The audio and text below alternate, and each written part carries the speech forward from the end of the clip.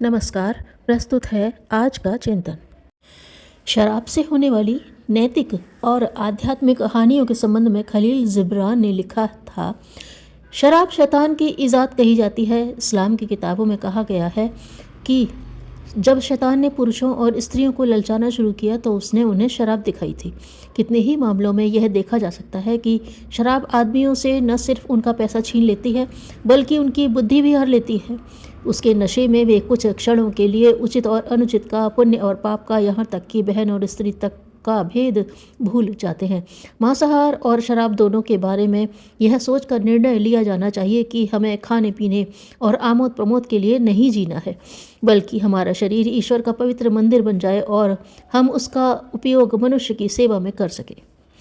खलील जिब्रान के उपरोक्त कथन में संत और मनीषी की अंतर्दृष्टि समाई है और यह सही भी है कि मनुष्य शराब पीकर पशु से भी नीचे गिर जाता है।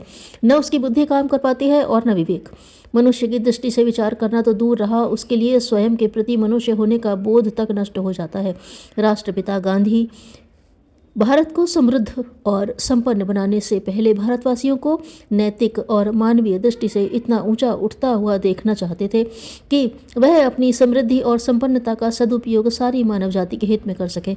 जिस स्वराज्य को प्राप्त करने के लिए उन्होंने जीवन भर लड़ाई लड़ी, उस स्वराज्य का अर्थ स्पष्ट करते हुए उन्होंने हरिजन पत्र के 2 जनवरी 1937 के अंक में लिखा था, स्वराज्य मेरी कल्पना के विषय में किसी को कोई गलतफहमी नहीं होनी चाहिए। उसका अर्थ विदेशी नियंत्रण से पूरी मुक्ति और पूर्ण आर्थिक स्वतंत्रता है। उसके 2 दूसरे उद्देश्य भी हैं। एक छोर पर है नैतिक और सामाजिक उद्देश्य तथा दूसरे छोर पर इसी पक्ष का दूसरा उद्देश्य है धर्म। यहाँ धर्म शब्द का सर्वोच्च अर्थ अभीष्ट है। उसमें सभी धर्मों का समावेश हो जाता है। उनकी स्वराज्य की जो कल्पना थी उसमें स्वतंत्रता, समृद्धि, सामाजिक उत्कर्ष और नैतिक आदर्शों के प्रति आस्था, इन 4 विशेषताओं का समावेश है। यह चारों विशेषताएं अन्योन्याश्रित हैं। एक के बिना बाकी सब मेल फीका और अधूरा रह जाता है। इनमें भी नैतिक आदर्शों का सर्वोच्च स्थान है, क्योंकि इसके अभाव में स्वतंत्रता, समृद्धि, उन्नत समाज अंततः हानिकारक ही सिद्ध होते हैं। मनुष्य का नैतिक उत्थान करने के लिए और भी बातें आवश्यक हैं। जहाँ तक उस लक्ष्य को पूरा करने में आने वाली बाधाओं को निरस्त करने का प्रश्न है, गांधी जी ने सर्वप्रथम शराब को बंद करना आवश्यक समझा था। उन्होंने अपने इसी मंतव्य को स्पष्ट करते हुए यंग इंडिया के 25 जून 1931 के अंक में लिखा था, यदि मुझे 1 घंटे के लिए भारत का डिक्टेटर बना दिया जाए तो मेरा पहला काम यह होगा कि शराब की दुकानों को बिना मुआवजा दिए ही बंद करा दिया जाएगा और कारखानों के मालिकों को अपने मजदूरों के लिए मनुष्योचित परिस्थितियां निर्माण करने तथा उनके हित में ऐसे उपहार गृह और मनोरंजन गृह खोलने के लिए मजबूर किया जाएगा जहां मजदूरों को ताजगी देने वाले निर्दोष पेय और उतना ही निर्दोष मनोरंजन प्राप्त हो सके।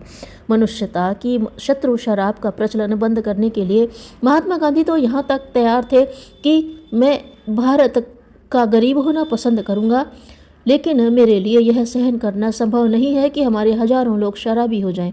अगर भारत में शराबबंदी जारी रखने के लिए लोगों को शिक्षा देना बंद करना पड़े तो कोई परवाह नहीं, मैं यह कीमत चुकाकर भी शराबखोरी रोकना पसंद करूंगा। उनके इन विचारों में मद्यपान के विरुद्ध कोई आत्यंतिक पूर्वाग्रह नहीं समझना चाहिए। उन्होंने समाज को दिशा देने वाले मनीषी की दृष्टि से मद्यपान के कारण होने वाले मनुष्यों के नैतिक और चारित्रिक पतन को देखा तथा मानवीय आदर्शों की स्थापना के लिए अपनी व्यग्रता और व्यथा को इन शब्दों में व्यक्त किया, नशा कोई भी हो, मनुष्य के स्वास्थ्य, शक्ति एवं चरित्र को हानि पहुँचाता है, उसके मस्तिष्क और बौद्धिक गुणों को कुंद बनाता है।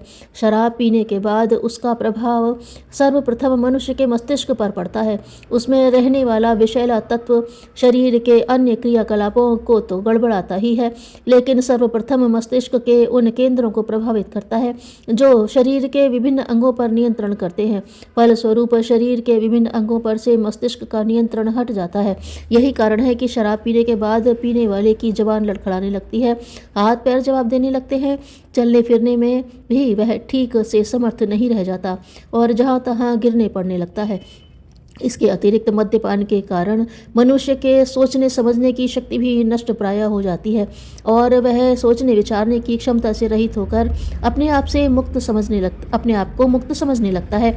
इस स्थिति में मद्यपान से थोड़ी सी उत्तेजना का आभास भी होता है।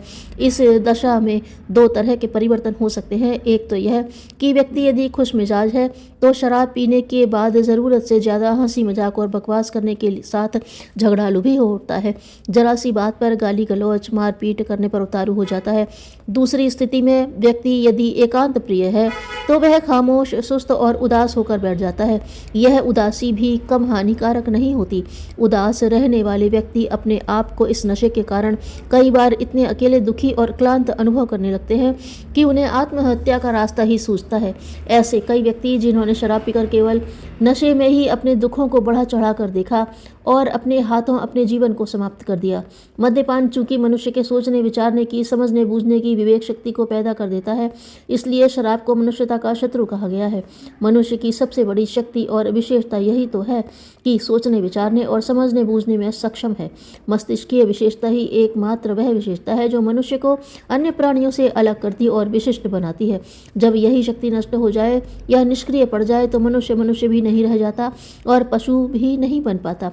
इसीलिए कहा गया है कि जब मनुष्य के भीतर प्रवेश करती है तो वह सबसे पहले मनुष्यता को बाहर निकाल देती है। यह कथन अक्षरशः सही है, क्योंकि जब मनुष्य की सोचने विचारने की शक्ति को ही निष्क्रिय कर देती है तो उसमें भला बुरा सोचने समझने की शक्ति कहाँ से आएगी।